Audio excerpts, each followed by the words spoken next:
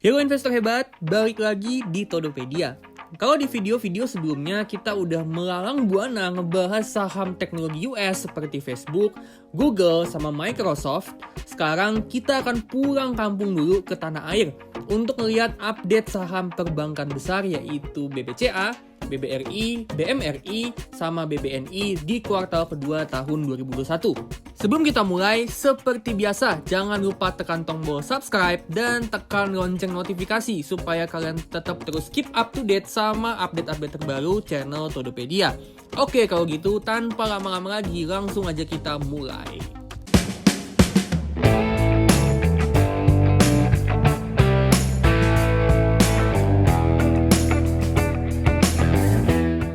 Oke, pertama kita akan lihat dulu aset dari mereka berempat. Nah, dari mereka berempat itu ternyata Bank Mandiri atau BMRI dia punya aset yang paling besar di kuartal kedua tahun 2021, yaitu sebesar 1.580 triliun. Diikuti BBRI 1.450 triliun, BBCA di 1.130 triliun, dan terakhir BBNI paling kecil, cuma 875 triliun. Nah, dari aset sekarang kita lihat nih total kredit atau pinjaman yang disalurin ke 4 bank ini. Nah, ternyata dari keempat bank ini BMRI itu pemberi pinjaman yang paling besar dengan total 1.014 triliun. Diikuti BBRI dengan 912 triliun, berikutnya BBCA dengan total 593 triliun, dan yang terakhir BBNI dengan 569 triliun total kredit yang disalurkan. Nah, sekarang kita mau lihat nih ya, komposisi kredit atau pinjaman dari masing-masing bank. Jadi kreditnya itu disalurkan ke siapa aja, kalangan mana aja. Oke, nah pertama kita ke BBCA. Ternyata kredit dari BBCA itu disalurkan paling banyak ke korporasi dengan 44%, terus komersil dan UKM 31%, 24% kredit konsumer, dan 1% sisanya syariah. Terus untuk BBRI, kreditnya disalurkan ke mikro 40%, usaha kecil 21%, korporasi 20% yang terdiri dari korporasi BUMN 9%, dan swasta 11%, kredit konsumer 16%, dan yang terakhir usaha menengah itu cuma 2,3%.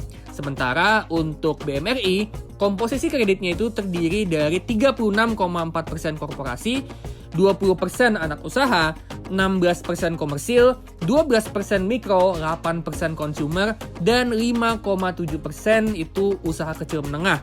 Oke, last but not least BBNI. Korporasi kreditnya itu setengahnya untuk korporasi, terus 17% ke usaha menengah, 16% ke usaha kecil, 16% konsumer, dan 0,2% anak usaha. Jadi untuk BBCA, kreditnya memang banyak untuk korporasi, tapi juga banyak nyalurin kredit untuk ke komersil dan UKM. Terus BBRI masih dengan ciri khasnya, yaitu mayoritas di kredit mikro dan usaha kecil. BMRI punya komposisi kredit yang cenderung terdiversify, dan BBNI yang mayoritas kredit korporasi. Nah, sekarang kita mau lihat nih ya, operating income dari masing-masing bank. Nah, operating income ini adalah total dari pendapatan bunga ditambah dengan pendapatan non-bunga. Pendapatan non-bunga ini biasa dikenal sebagai fee-based income. Nah, secara operating income, BBRI itu di semester 1 2021 mencetak operating profit yang paling tinggi, yaitu 62 triliun, terus diikuti BMRI 52 triliun, BBCA 38 triliun, dan BBNI cuman 27 triliun. Nah, tapi kalau kita lihat net profitnya atau laba bersih dari masing-masing bank ini, yang menarik dari sini adalah dari segi net profit itu ternyata BBCA yang paling besar dengan 14 triliun, diikuti dengan BMRI dan BBRI yang selisihnya tipis banget ya, 12,5 dan 12,4 triliun, dan BBNI yang paling kecil cuman 5 triliun. Jadi dari sini kita dapat gambaran ya, bahwa meskipun BBRI dan BMRI ini dia mencetak operating profit yang paling besar, tapi dari segi efisiensi itu BBCA lebih unggul. Makanya BBCA net profitnya itu lebih besar dari BMRI dan BBRI. Nah, sedangkan kalau kita lihat PPOP atau Pre-Provisioning Operating Profit, ternyata BBRI lah yang mencetak PPOP yang paling besar, yaitu sebesar 37 triliun. Diikuti BMRI di 29 triliun, terus BBCA itu cuma 24 triliun, dan terakhir BBNI cuma 16 triliun. Nah, apa sih itu PPOP gitu kan? Nah, PPOP itu sebenarnya adalah laba sebelum dikurangin biaya pencadangan atau CKPN atau provisioning. Nah, jadi perbankan itu kan perlu nyiapin dana cadangan buat mengcover uang-uang yang hilang akibat kredit yang nggak bisa dilunasin nasabah. Nah, biaya pencadangan itu disisihkan dari labanya bank. Nah, PPOP itu mau ngelihat berapa sih laba yang dihasilkan bank sebelum dikurangi biaya pencadangan itu. Nah, jadi dari sini sebenarnya kita dapat gambaran ya kalau BBRI sama BMRI ini banyak banget nyisihin labanya untuk pencadangan. Terbukti dari PPOP-nya yang besar banget tapi laba bersihnya itu masih kalah sama BBCA. Nah, next kita ke rasio return on equity. Nah, return on equity ini mau melihat berapa besar sih profit yang bisa dihasilkan si bank dengan equity atau modal bersih yang dimilikinya. Semakin besar return on equity atau ROE itu semakin bagus karena artinya bank tersebut makin profitable. Dan untuk return on equity itu BBCA punya return on equity yang tertinggi dengan 18%. BBRI kedua, BMRI ketiga tapi beda tipis sama BBRI dan BBNI yang paling kecil cuma 10%. Selain return on equity, kita juga mau lihat rasio profitabilitas satu lagi yaitu net interest margin atau disingkat NIM. Nah, NIM itu apa sih? Nah, jadi NIM itu rasio yang mengukur berapa pendapatan bunga yang dihasilkan sama si bank dari aset produktif yang dia miliki. Aset produktif ini bisa berupa pinjaman, surat berharga, obligasi, atau uang yang ditempatkan di bank lain. Nah, rasio ini semakin besar itu semakin bagus. Karena itu berarti bahwa si bank ini mampu memaksimalkan aset produktifnya dengan baik untuk meraup pendapatan bunga. Nah, secara NIM atau net interest margin ternyata itu yang paling unggul adalah BBRI. Unggulnya juga cukup jauh ya, 6,7%, diikuti BBCA itu 5,2%, BMRI di 5%, dan terakhir BBNI cuma 4,9%. Nah, sekarang kita ke NPL atau non-performing loan. Nah, jadi non-performing loan ini mau mengukur dari semua uang yang dipinjemin ke nasabah, ya, berapa persen sih yang gagal bayar alias nggak bisa dilunasin sama si nasabah itu. Gitu ya. Nah, rasio ini itu makin kecil makin bagus karena artinya jumlah uang yang nggak mampu dibayar nasabah itu cuma dikit. Kalau nasabah nggak mampu lunasin kan artinya uang itu nggak balik ke bank alias bank itu kan rugi kan. Nah, NPL yang kecil itu juga berarti bahwa bank itu mampu dengan baik dalam menyeleksi nasabah mana yang emang benar-benar mampu untuk melunasin kreditnya. Nah, per semester 1 2021 itu BBCA punya NPL yang paling kecil dengan 2,4%, diikuti BMRI 3,1%, BBRI 3,3%, dan terakhir BBNI 3,9%. Dan keempatnya itu memenuhi standar Bank Indonesia, yang mana NPL itu menurut Bank Indonesia maksimal 5% untuk dianggap bank yang profitable. Nah, berikutnya kita ke cost to income ratio. Nah, jadi cost to income ratio atau disingkat CIR ini mau mengukur seberapa efisiensi suatu bank, ya. Seberapa mampu sih si bank ini dalam meminimalisir beban operasionalnya. Rasio ini makin kecil, persentasenya itu makin bagus karena mengindikasikan beban operasional bank yang semakin kecil. Nah, secara cost to income ratio itu BBCA yang cost to income ratio-nya paling kecil, cuman 34,4%.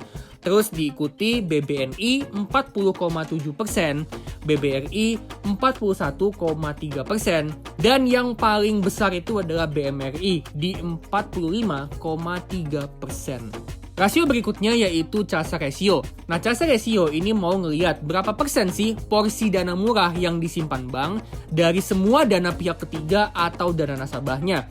Dana murah ini merupakan dana tabungan dan giro. Nah, dibilang murah karena beban bunga yang dibayarkan ke nasabah itu kecil.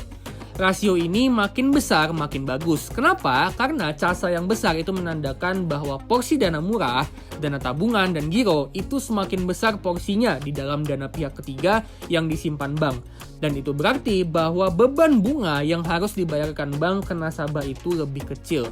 Nah, jadi CASA yang besar itu berujung pada beban bunga yang kecil. Nah, secara CASA, BBCA itu punya rasio CASA yang paling besar, yaitu 77%. Artinya, Dari semua dana nasabah yang disimpan sama BBCA, 77% diantaranya itu adalah dana tabungan dan dana giro. Sedangkan sisanya sekitar 23% sisanya itu biasanya itu dana deposito yang mana bunganya lebih besar. Ya, jadi BBCA itu punya 77% CASA atau dana murah. Terus diikuti dengan BBNI di 69% CASA, BMRI 68% CASA, dan BBRI CASA-nya yang paling kecil yaitu cuma 59%. Yang artinya di sini bahwa BBCA itu punya beban bunga yang paling kecil dibandingkan 3 lainnya. Nah, rasio berikutnya yaitu LDR atau Loan to Deposit Ratio.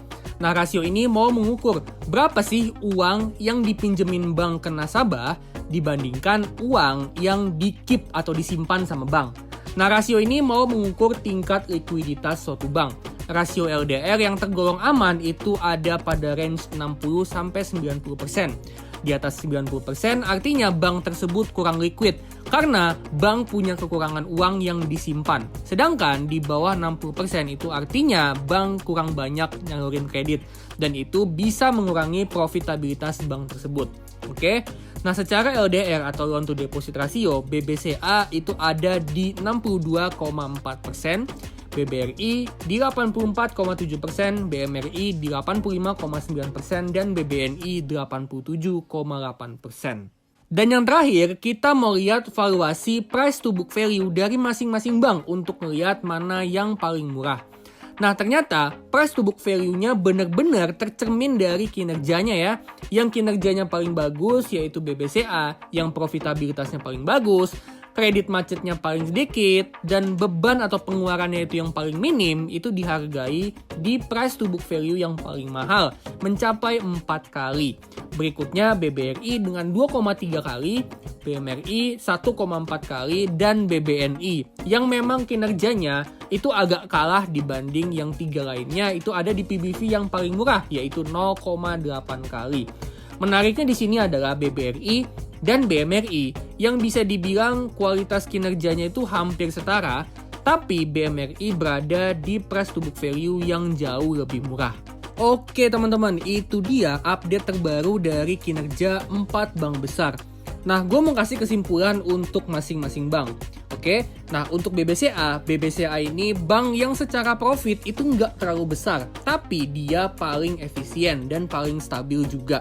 Terus untuk BBRI masih menjadi bank yang super profitable, tapi pengeluarannya itu lumayan boros. BMRI juga mirip dengan BBRI, bedanya dia punya aset yang lebih besar dan valuasi yang lebih murah. Dan terakhir untuk BBNI, ini dia masih agak ketinggalan dari 3 lainnya. Nah, di sini gue nggak pakai sistem ranking karena gue mau kasih kebebasan buat teman-teman untuk tentuin sendiri mana yang menurut kalian bank yang paling bagus. Jadi silahkan tentuin sendiri bank mana yang menurut kalian itu sahamnya paling layak untuk diinvestasiin. Oke, sebelum gue tutup, gue akan disclaimer on bahwa video ini sama sekali bukan ajakan untuk jual maupun beli saham BBCA, BBRI, BMRI maupun BBNI. Keputusan untuk beli saham mereka berempat itu sepenuhnya di tangan kalian dan gue nggak bertanggung jawab atas apapun bentuk kerugian yang kalian dapatkan. Oke, jangan lupa untuk like, comment, and subscribe channel Todopedia karena masih banyak banget konten-konten saham yang masih akan gue bawain ke depannya. Terutama konten-konten tentang saham teknologi di US. Jadi jangan lupa untuk tetap stay tune, oke? Nah kalau gitu, gue pamitan dulu. Salam profit, salam cuan, dan salam Todopedia.